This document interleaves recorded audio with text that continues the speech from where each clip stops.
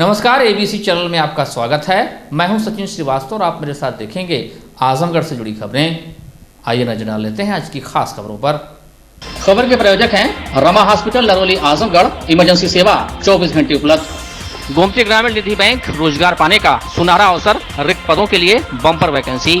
Kashi electric, Bhavnath, Azamgarh. त्योहारों पर 1 अगस्त से 26 अक्टूबर तक ई स्कूटी की खरीद पर पाएं निश्चित उपहार। Sarvodaya polytechnic college and Sarvodaya college of pharmacy near RTO office, Harbanspur, Azamgarh. Admission open.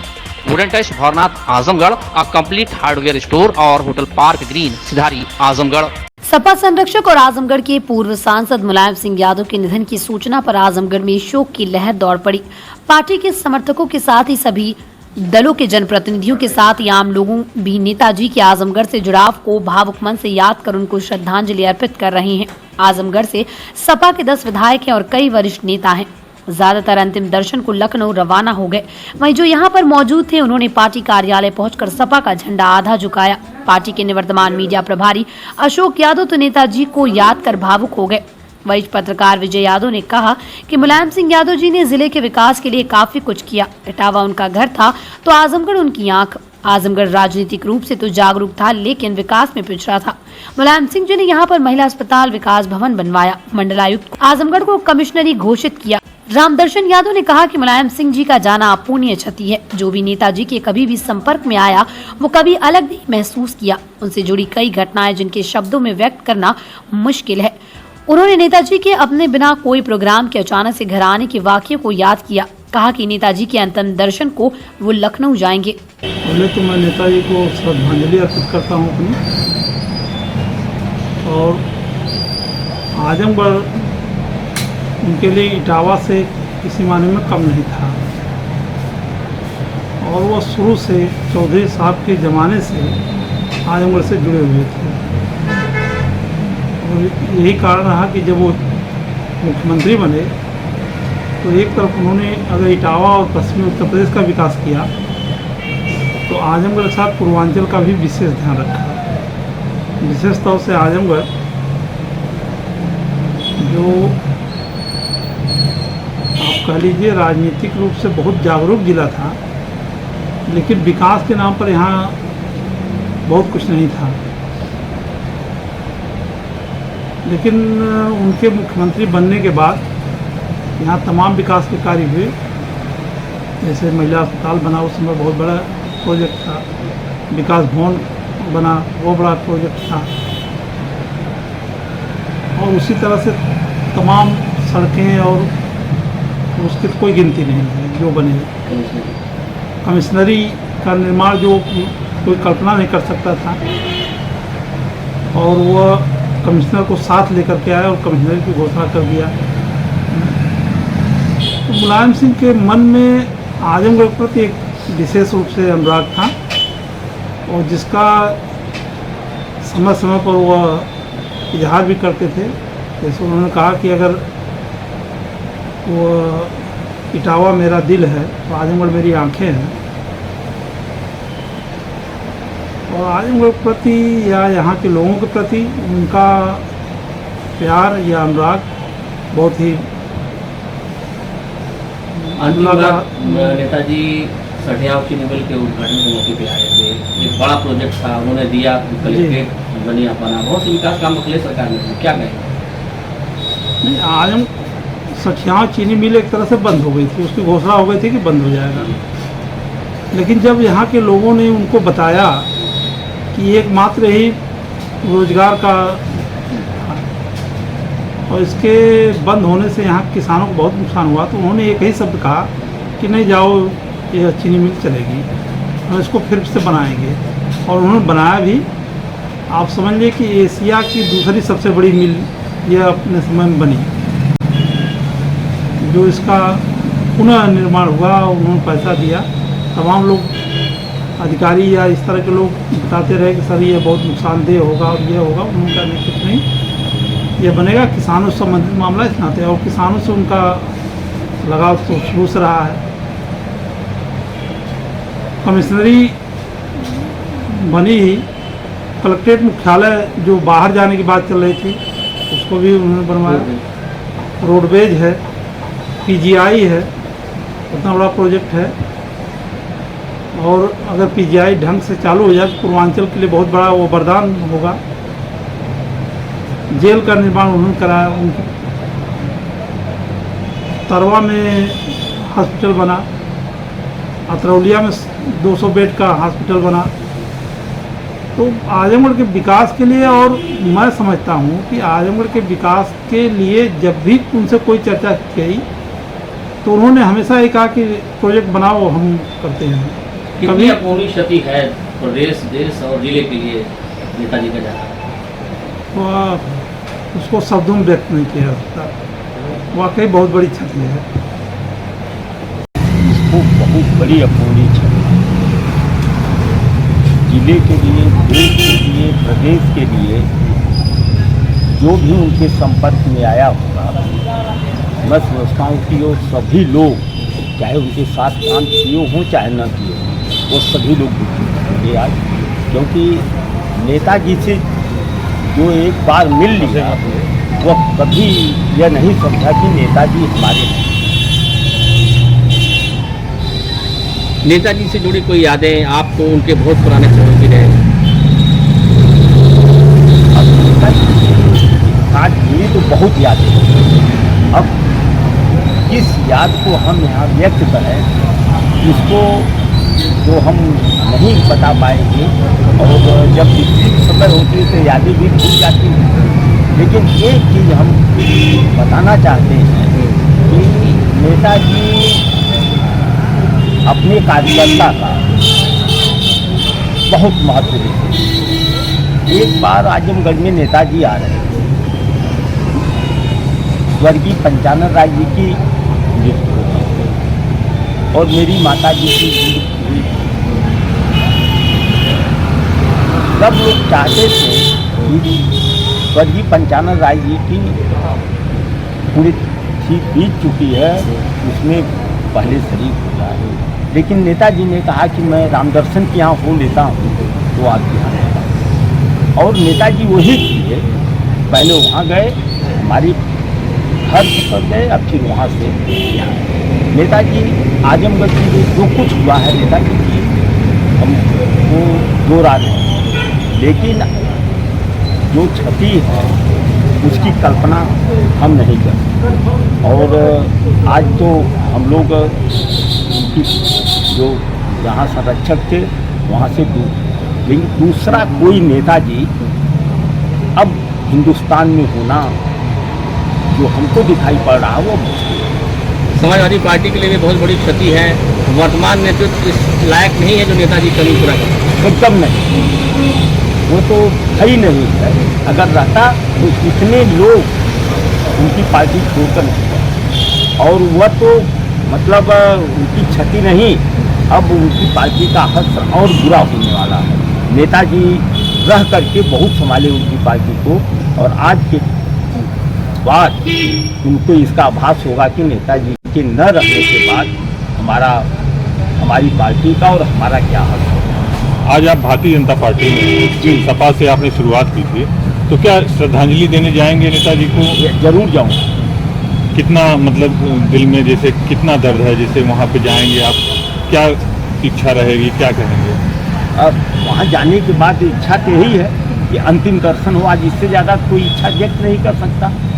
अब क्योंकि अपार भीड़ होगी, उसमें अंतिम दर्शन मिल पाएगा कि नहीं मिल पाएगा, इसके लिए हम सारे शोषितों, दलितों, पिछड़ों, अल्पसंख्यकों, देश के सैनिकों, सबके लिए अपूर्णीय क्षति है। इसमें पूरा देश मर्माहत है। और नेताजी के लिए, क्योंकि मैं घर पे बैठा हुआ था, घर पे मैं अपनी संवेदना नहीं व्यक्त कर पा रहा था, परिवार थी, मैं झंडा झुकाने के लिए आया था पार्टी का यहाँ पे, और अकेला यहाँ बैठे कार्यालय पे रोने की कोशिश कर रहा था। और मेरे सब मुंह से कुछ शब्द नहीं निकल रहा है। समाजवादी पार्टी के लिए कितनी बड़ी क्षति मानते हैं नेताजी का जाना? जी, समाजवादी पार्टी के लिए कितनी बड़ी क्षति मानते हैं? इस क्षति को भरा नहीं जा सकता। आप जैसे हजारों कार्यकर्ता मर्माहत हैं आज, क्या कहें? हम लोग यही प्रार्थना करते हैं भगवान से कि नेताजी को आत्मा को शांति प्रदान करें और उनके परिवार को और समाजवादी परिवार को इस दुख के सहन करने की क्षमता दें। आपके सभी आजमगढ़ के नेता सब लखनऊ में या दिल्ली में काम करते हैं? बहुत लोग लखनऊ में हैं, बहुत लोग दिल्ली में हैं और वो लोग जो शेड्यूल है होगा नेताजी के दाह संस्कार का उसके बाद जिले में आएंगे। आजमगढ़ में 12 वफात के मुबारक मौके पर एक बार फिर से सौहार्द बिगाड़ने की कुछ सिरफिरों के द्वारा कोशिश की गई। मामला शहर कोतवाली क्षेत्र के पुरानी कोतवाली इलाके का है। 12 वफात का पारंपरिक जुलूस हर वर्ष की तरह अपने तय रास्ते से तकिया होते हुए पुरानी कोतवाली पहुंच रहा था। चूंकि तकिया और पुरानी कोतवाली संवेदनशील इलाके और जहां तकिया में अल्पसंख्यक वर्ग की संख्या ज्यादा है तो वहीं पुरानी कोतवाली में बहुसंख्यक वर्ग के लोगों की संख्या ज्यादा है। जैसे ही जुलूस पुरानी कोतवाली क्षेत्र पहुंचा तभी जुलूस में शामिल कुछ युवक गुस्ताखे रसूल की एक सजा सर तन से जुदा के नारे लगाने लगे। इसी दौरान किसी ने वीडियो रिकॉर्ड कर लिया और ये वीडियो हिंदू संगठनों के साथ ही प्रशासन व पुलिस के आला अधिकारियों के पास भी पहुंच गया।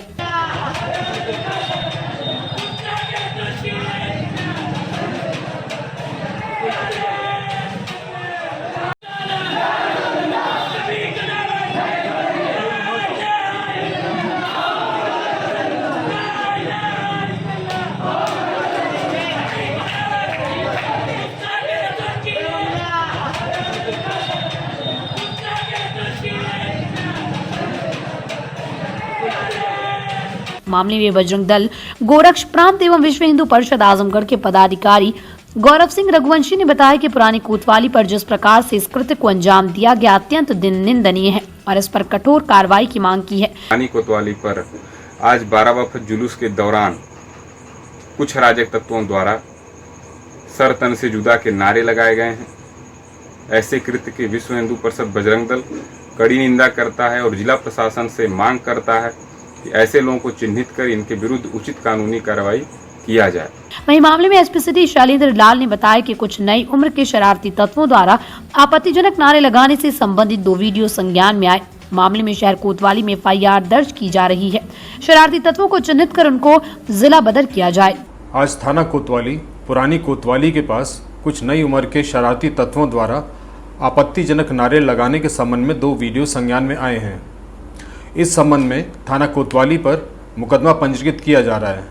इन शरारती तत्वों की पहचान कराकर इनके विरुद्ध कठोर दंडात्मक कार्रवाई की जाएगी। इसके अलावा इन्हें सांप्रदायिक गुंडों के रूप में चिन्हित कर इनके जिला बदर की कार्रवाई भी की जाएगी। आज देश तरक्की की रफ्तार पकड़कर आगे बढ़ रहा है। टेक्नोलॉजी भी दिन प्रतिदिन अपनी रूपरेखा बदलती जा रही है। ऐसे में पीएम वाणी वाईफाई जो लोगों को वाईफाई उपयोग करने और वाईफाई बिक्री करने का अवसर भारत सरकार C.डॉट के माध्यम से दे रही है। रविवार को जनपद भी इससे जुड़ गया। कोलघाट क्षेत्र में रविवार को पीएम वाणी वाईफाई और अर्ली स्टडी का उद्घाटन वाईफाई ऑपरेटर के डायरेक्टर गौरव सिंह, फ्रेंचाइजी बताओ के फाउंडर आशीष अग्रवाल, अर्ली स्टडी के फाउंडर दीपक उपाध्याय और कई गणमान्य लोगों की उपस्थिति में आजमगढ़ के नगर पालिका क्षेत्र में किया गया। पीएम वाणी फ्री की फ्रेंचाइजी लेने वाले सौरभ सिंह पुत्र उमेश चंद सिंह ने बताया कि इसमें हमारे क्षेत्र में रोजगार बढ़ेगा और लोगों को इंटरनेट सुविधा मिलेगी, जहां पर लोग नेटवर्क की समस्या से जूझते हैं। आज हमारे आजमगढ़ में फ्रेंचाइजी एक्सपो हुआ है, जहां 100 से प्लस कंपनियां आई हैं, जहां पे हमारे पास हर टाइप के बिजनेस हैं। आप किसी भी टाइप से हमारे पास 10,000 से लेकर हमारे पास 5 करोड़ तक के टाइप के हमारे पास बिजनेस हैं। आप उसको स्टार्ट कर सकते हैं। आपके पास अगर ज़्यादा बजट है तो आप ज़्यादा में आप कीजिए, अगर कम है तो आप कम में कीजिए। हमारे पास पेपर कॉल सेंटर है जिसमें हमारा वर्क होता है आजमगढ़ में। हमारा एक नया कॉन्सेप्ट है कि आप पर डे आप कॉल करो और आप पर डे का पैसा लो। हमारे पास पेपर कॉल सेंटर, हमारे पास बिना किराए की दुकान है। हाँ, हमारे पास पीएम वाणी है। पीएम वाणी की एक योजना आई थी। जैसे पीएम मोदी जी अपने भाषण में बार बार कहते हैं कि पूरे इंडिया बनाना है डिजिटल। अब सबको पता हो पूरा इंडिया डिजिटल कैसे बन पाएगा, जब तक लोगों को सस्ते में इंटरनेट अवेलेबल नहीं होगा तब तक पूरा इंडिया डिजिटल नहीं बन पाएगा। तो हमारे मोदी जी ने लॉन्च किया पीएम वाणी, जिसका काम क्या है कि अगर कोई भी वाईफाई यूज़र है तो एक डिवाइस के थ्रू वो वाईफाई सेलर बन सकता है। यहाँ पे हम इसकी फ्रेंचाइजी देते हैं, विधानसभा डिस्ट्रीब्यूटर देते हैं, डिस्ट्रिक्ट डिस्ट्रीब्यूटर देते हैं। हमारे पास बाकी और भी कई बिजनेस हैं। अगर किसी को अच्छा लगा तो जुड़ सकता है हमारे साथ।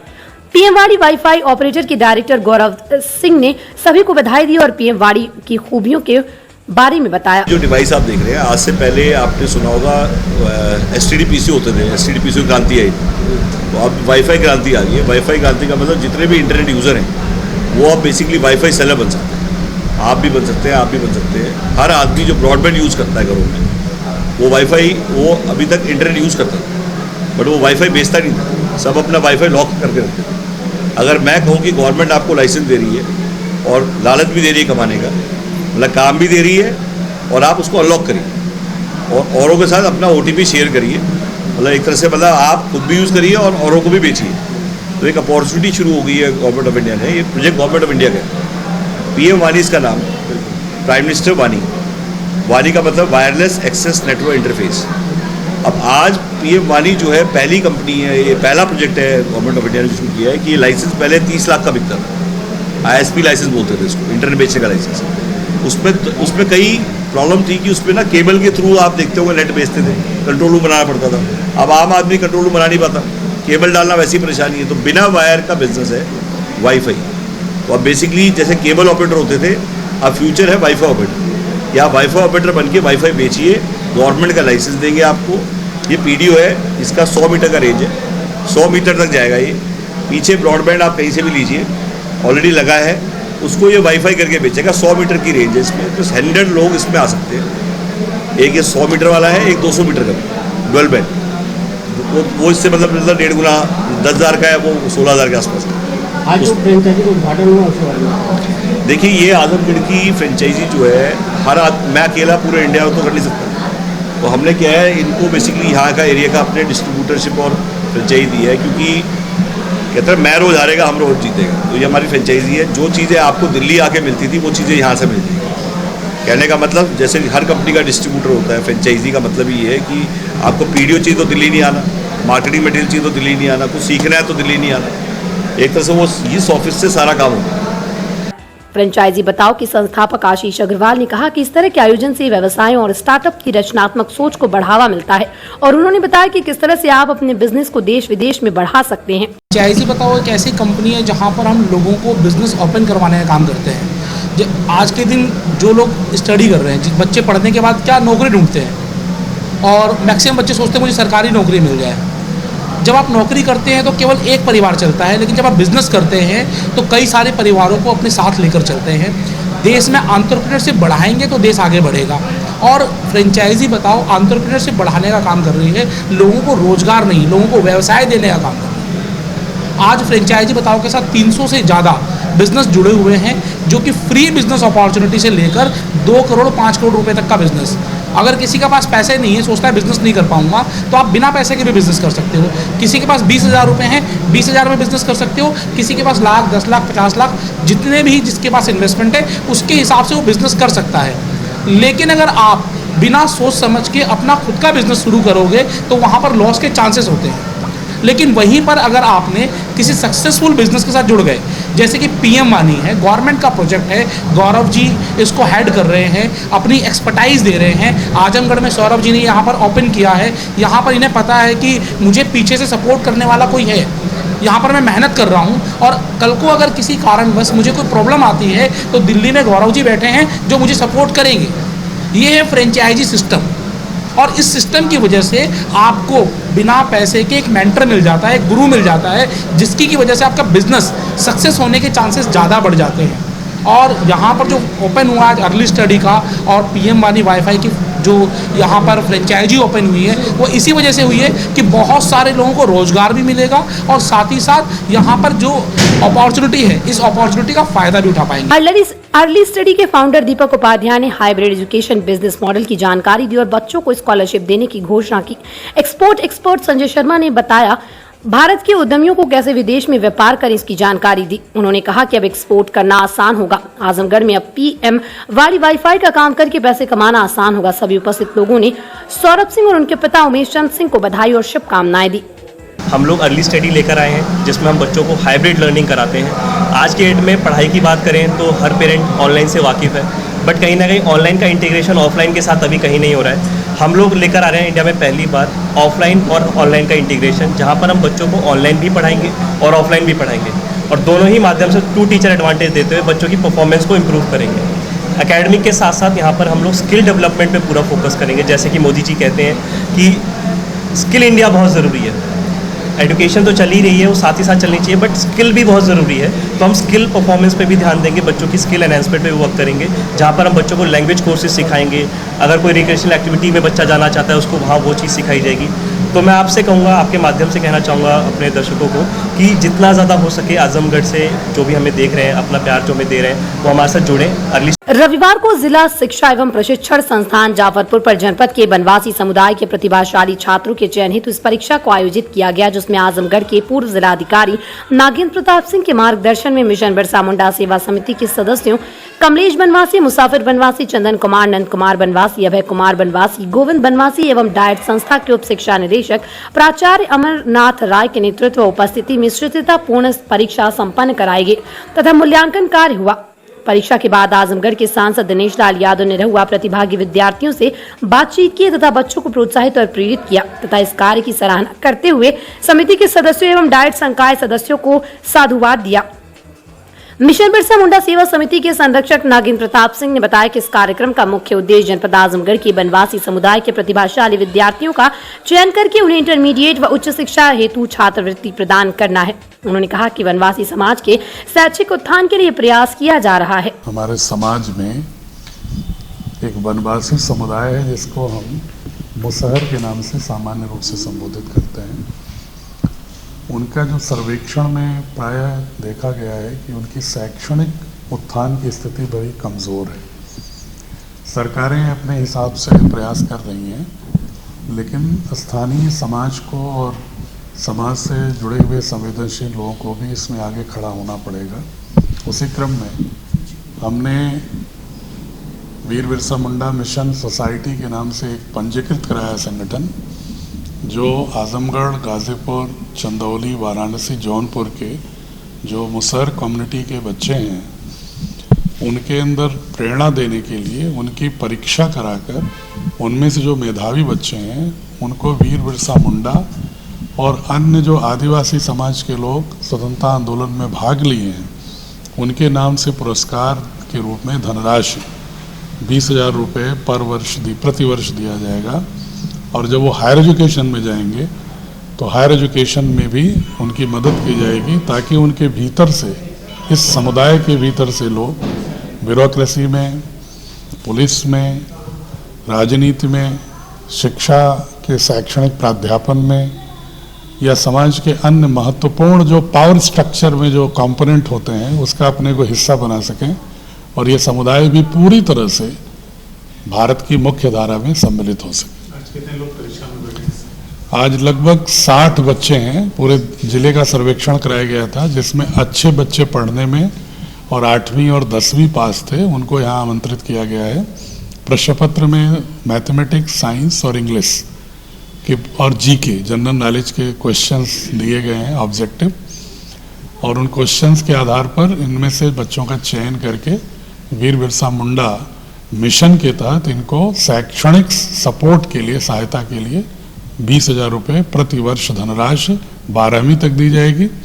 और इसके बाद जब हायर एजुकेशन लायक होंगे, अच्छे बच्चे होंगे, तो उनको प्रेरित करने के लिए उनके खर्च का वहन सोसाइटी करेगी। सर, मतलब अधिकतम संख्या क्या होगी बच्चों की, और अगर मतलब उनके चयन का मानक क्या होगा?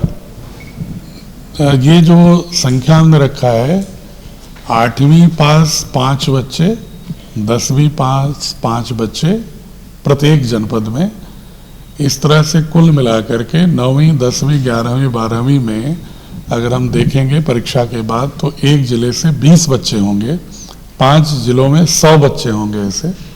और मानक ये कि जो बच्चे परीक्षा दे रहे होंगे उसमें जो सबसे बेहतर प्रदर्शन करेंगे आज की परीक्षा में, और उनके चर्चा करके उनके व्यक्तित्व का आकलन करते हुए, जिनमें बीज है भविष्य में बड़े वृक्ष बनने की, वो क्राइटेरिया है। सांसद दिनेश लाल यादव ने रहुआ ने मिशन की दूरगामी सोच की सराहना करते हुए कहा कि वो साथ खड़े हैं, साथ खड़े रहे और साथ खड़े रहेंगे। मैं यही कहूँगा कि हम लोग हमेशा प्रेरणा लेते हैं हमारे सर से, NP सिंह जी से।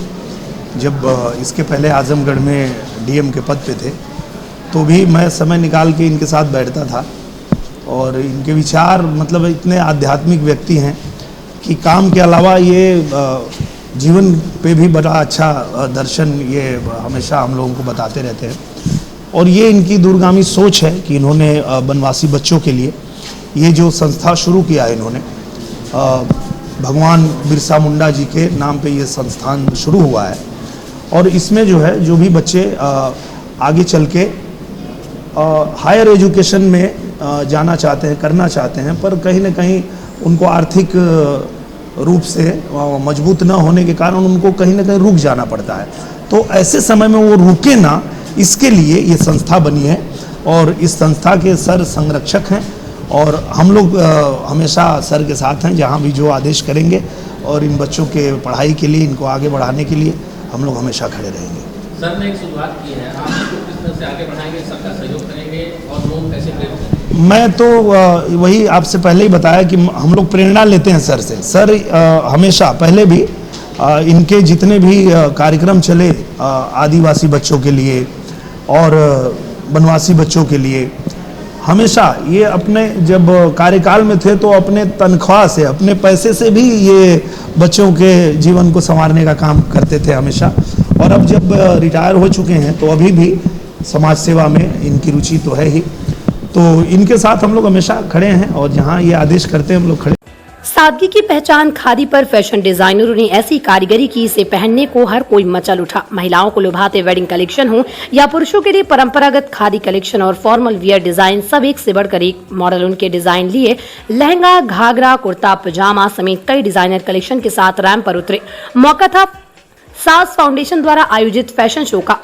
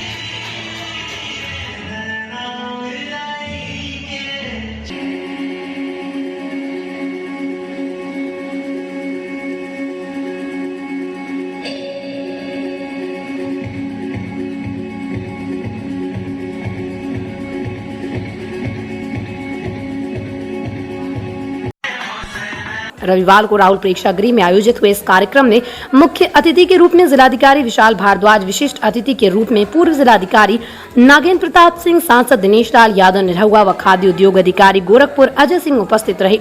आयोजिका व साज फाउंडेशन की सचिव डॉक्टर संतोष सिंह के निर्देशन में आकर्षक आधुनिक वस्त्रों का प्रदर्शन मॉडलों ने किया। वस्त्रों का निर्माण प्रिया प्रजापति, सौरभ प्रजापति, प्रथा प्रीति, अनीता अर्जुन सिंह तथा हुस्न आरा के द्वारा किया गया। साज फाउंडेशन द्वारा इस अवसर पर साज सम्मान से पूर्वांचल 5 विशिष्ट व्यक्तियों का भी सम्मान किया गया। प्रधानमंत्री की ये योजना है जिसके तहत हम जो लोकल प्रोडक्ट है उसको बढ़ावा देने के लिए तमाम कार्यक्रम चल रहे हैं। इसी के तहत ये हमारे आजमगढ़ में फैशन शो चल रहा है। खादी आसन से जो कपड़े बनते हैं उसको लेकर के, तो आज इसमें हम लोग आए हुए हैं और इस तरह के कार्यक्रम से हमारे लोगों में जागरूकता बढ़ेगी ताकि वो लोकल प्रोडक्ट पर ज़्यादा ध्यान दें। इससे हमारे जो लोकल कारीगर हैं, जो लोकल मटेरियल्स हैं, उनको बढ़ावा मिलेगा। इसका कार्यक्रम बेसिकली हमारा डिपेंड है खादी जो लुप्त प्राय होती जा रही है या खादी नेताओं का एक ट्रेडमार्क होता जा रहा है, और दूसरा जो आजमगढ़ की पहचान है मुबारकपुर की हथकरघा, वो अपनी दरिद्रता की ओर जा रहा है। तो उसका थीम मेरा यही है कि हम मुबारकपुर के सिल्क को क्यों ना आज एक ट्रेंडी ड्रेस में चेंज कर दें, क्योंकि धीरे धीरे महिलाओं का साड़ी पहनने से एक विश्वास हटता जा रहा है या शौक नहीं रह गया है। और वो आजकल के ट्रेंडी कपड़ों को ही पहनना पसंद कर रही हैं। तो आज का फैशन शो का मेरा थीम यही था कि अगर हम ड्रेसेस को सिल्क को मुबारकपुर के अगर ट्रेंडी ड्रेसेस में चेंज कर दें तो उसकी एक बिक्री बढ़ जाएगी और वहाँ के बुनकरों की आर्थिक स्थिति में वो सुधार